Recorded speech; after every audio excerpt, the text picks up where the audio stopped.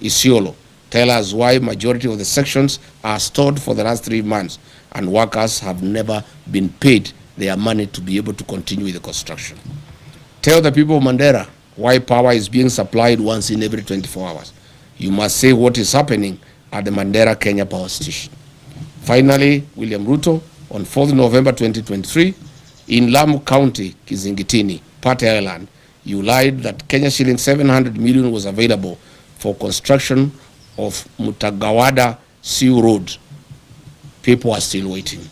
Where is the 1 billion shillings for the development and equipping of 9 fishing lad sites for Mukowe in Lamu, a lie you told on 27th August 2023? Good people, that's where we are. We wanted to tell William Ruto as he goes to the north, the problem of northern Kenya is a problem of accountability.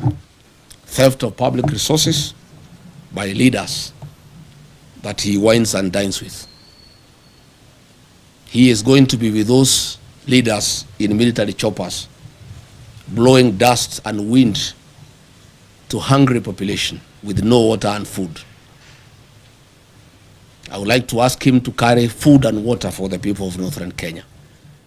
All the maize and all the beans and rice, blankets, food and non-food items being used in central Kenya, in Nyandarua, in Kiambu, in Murang'a, Kirinyaga, Nyeri, to campaign.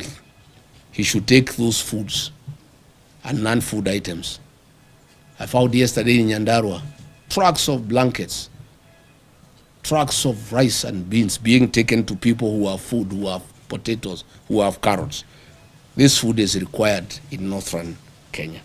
So that is why I called this press conference to ask President William Ruto before he goes to the north to prepare these answers for the people of northern Kenya, because it is immoral to cheat populations.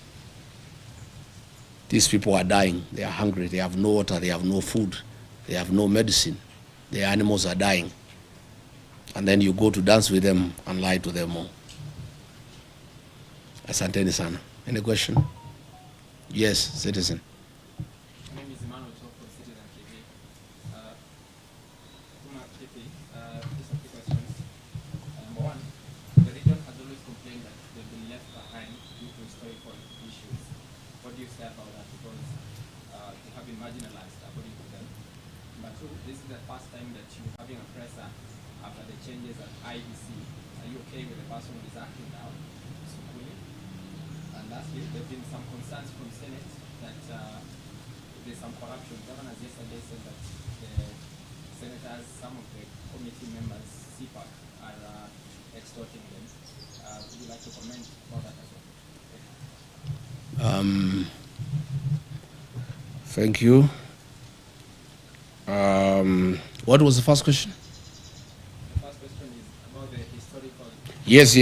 It is true that northern Kenya suffered marginalization historically, but lucky for them, the 2010 Constitution was very kind to the people of northern Kenya. The 2010 Constitution ushered in devaluation. It brought the equalization fund. And since then, the people of northern Kenya have received billions of Kenya shillings from 2013. Again, the CDF has been a very fair program for the people of northern Kenya. Unfortunately, the marginalization that has been perpetuated by the leaders from the region. I have put them to task to explain to the people of northern Kenya where is 1 trillion shillings that has come to northern Kenya from shareable revenue through devolution, money for CDF, money for the equalization fund. When you go to Wajir, to Mandera, to Garissa, to Isiolo, to Marsabit, there's nothing on the ground. If you come here to the mountain region, you will see money meant for CDF. There are all manner of schools. All schools have tiles. Schools have cabro. They have modern buildings. If you go here to Kajiado North, the money for CDF is visible in the rest of the country. But there is nothing in northern Kenya. Zero. All these leaders are just here in Nairobi. But there is no accountability because they don't even allow audit to take place. They feign insecurity so that audit has to go into northern Kenya. If you look at the money that has been given to the governor since 2013, there are no hospitals, there are no dispensaries, there are no health centers, there are no ECDs, there are no roads, there is no water, there is nothing. Northern Kenya requires a special audit of all the funds that have been disbursed to those areas since that time. Number two, you have asked about IBC.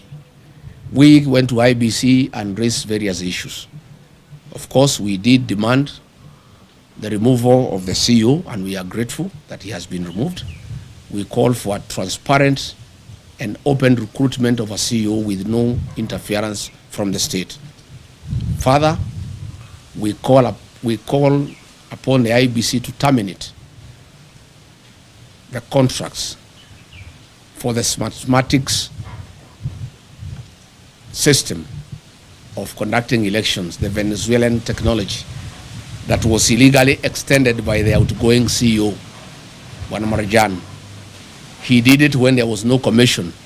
It's an illegality, and that contract is illegal, and that contract should be terminated, and IBC should advertise and acquire modern and credible system for conducting our elections. Thank you. On? Yes. Most of these governors cannot complain of extortion. Why they are being is extorted, especially the ones from northern Kenya. They have stolen all the money meant for the people. So I gather the senators are reasoning that since they have stolen from the people, they need to steal from them. Of course, two wrongs don't make a right. Of course, the Senate and the National Assembly has been a theater of corruption. When I was being hounded out of office, the senators who hounded me out of office were given 10 million shillings each, and others 20 million.